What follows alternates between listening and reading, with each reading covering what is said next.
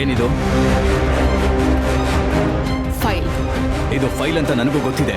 ಇದನ್ನ ನನ್ ಮುಂದೆ ಯಾಕೆ ತಂದು ಹಾಕ್ತಿದ್ಯಾ? ನಿಮ್ಮ ಒಂದು ತಪ್ಪಿಂದ ಆಗ್ತಾ ಇರೋ ಲಾಸ್ನ ನಿಮ್ ಮುಂದೆ ತಂದಿಡದೆ ಇನ್ಯಾರ ಮುಂದೆ ತಂದಿಡ್ಬೇಕು? ತಪ್ಪು ನಿರ್ಧಾರದಿಂದ ನಷ್ಟನ ಏನ್ ಹೇಳ್ತಾ ಇದ್ಯಾ?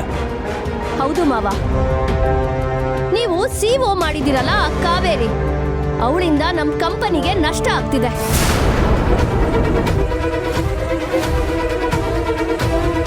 ಕಾವೇರಿಯಿಂದ ನಷ್ಟ ಆಗಿದ್ಯಾ? ಹೇಗೆ? ಮಾವ, ನೀವು ಕೇಳ್ತೀರಾ ಅಂತಾನೆ ಪ್ರೂಫ್ ಸಮೇತ ಫೈಲ್ನ ತಂದಿಟ್ಟಿರೋದು.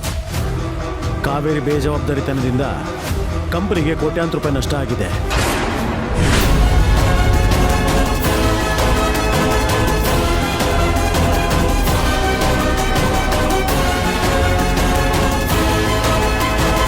ಇಷ್ಟಕ್ಕೆ ಶಾಕ್ ಆದ್ರೆ ಹೇಗಪ್ಪ?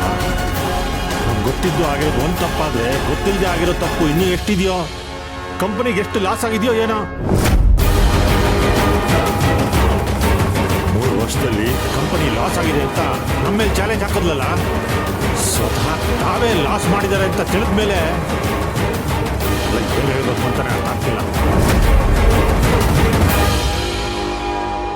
ಕೋಟಿನ್ ತಗೊಂಡೋಗಿ ಸಿಂಹಾಸನದ ಮೇಲೆ ಕೂರ್ಸಿದ್ರೆ ಅದೇನ್ ಮಾಡುತ್ತೆ? ಅದೇ ಗತಿ ಇಲ್ಲೂ ಆಗ್ತಾ ಇದೆ. ನಿಮ್ಗೆ ನಮ್ಮ ಮಾತಿನ ಮೇಲೆ ನಂಬಿಕೆ ಇಲ್ಲ ಅಂದ್ರೆ ಮುಂದೆ ಫೈಲ್ ಇದೆಯಲ್ಲ ಅದನ್ನ ತೆಗೆದು ನೋಡಿ, ಎಲ್ಲ ನಿಮ್ಗೆ ಅರ್ಥ ಆಗುತ್ತೆ.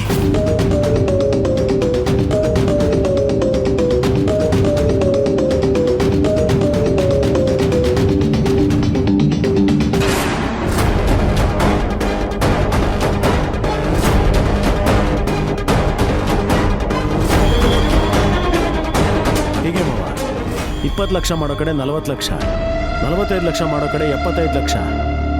ಕಾಫಿ ಬೀನ್ಸ್ನ ನಾವು ಪರ್ಚೇಸ್ ಮಾಡಿದೀವಲ್ಲ, ಆ ರೈತರಿಗೆ 1 ಕೋಟಿಗೂ ಹೆಚ್ಚು ಪೇಮೆಂಟ್ ಮಾಡಿದಾಳೆ. ಮಾರ್ಕೆಟ್ ಪ್ರೈಸ್ಗಿಂತ ಡಬಲ್ ಪ್ರೈಸ್ ಅಲ್ಲಿ ಅವರು ಕೊಟ್ಟಾಗಿದೆ. ಇವಾಗ ನಾವು ಹೋಗಿ ಕೇಳಕ್ಕಾಗತ್ತಾ ವಾಪಸ್ ಕೊಡಿ, ನಾವು ಜಾಸ್ತಿ ಬಿಡ್ ಮಾಡ್ಬಿಟ್ಟಿದೀವಿ ಅಂತ? ನಮ್ ಮರ್ಯಾದೆ ಹೋಗಲ್ವಾ? Company reputation ಹಾಳಾಗಲ್ವಾ?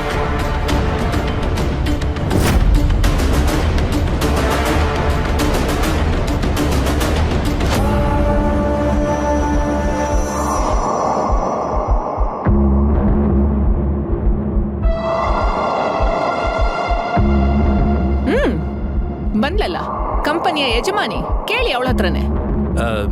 ಕಾವೇರಿ, 1 ನಿಮಿಷ. ಹೇಳಿ ಸರ್, ಏನ್ ವಿಷಯ? ಕಾಫಿ ಬೆಳೆಗಾರರಿಗೆ ಪೇಮೆಂಟ್ ಮಾಡಿರೋ ಫೈಲ್ ಇದು.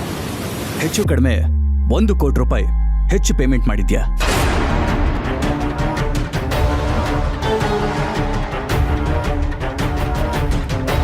ಬರೀ ಎಕ್ಸ್ಟ್ರಾ ಪೇಮೆಂಟ್ ಮಾಡಿರೋದು ಮಾತ್ರ ಅಲ್ಲ, ನಮ್ ಕಂಪನಿಗೆ ಕೋಟಿ ಕೋಟಿ ಲಾಸ್ ಆಗಿದೆ.